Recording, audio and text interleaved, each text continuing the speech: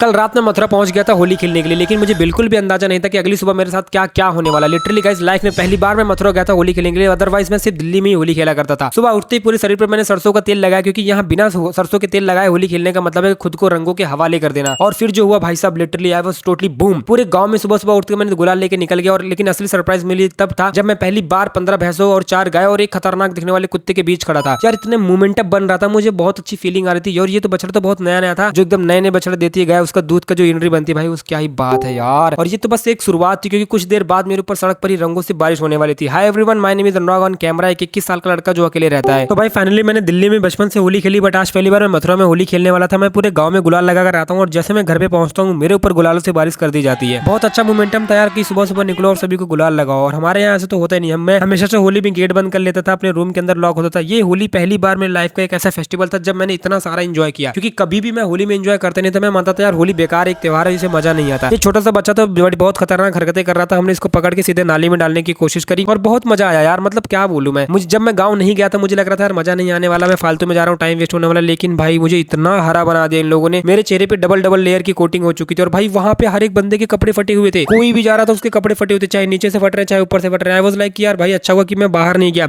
और गाइस मैं बोलूं तो मैंने डर के मारा मैं नहीं गया गाँव के अंदर होली खेलने के लिए। हमने आपस में घर के अंदर ही होली खेली, फिर हमने खूब सारा डांस किया घर के अंदर और बहुत मजे आए। हरियाणवी गाने चलाए, भोजपुरी गाने चलाए, हिंदी गाने चलाए, बॉलीवुड के चलाए, पंजाबी चलाए और बहुत मजा आया। उसके बाद मैं नहाने का कार्यक्रम शुरू करता हूँ। देखो आप ढंग से रंग साफ नहीं हुआ, हाथ तो पूरा ही पूरा साफ नहीं हुआ। इसके बाद मैं मंगाता हूँ अपने पोला।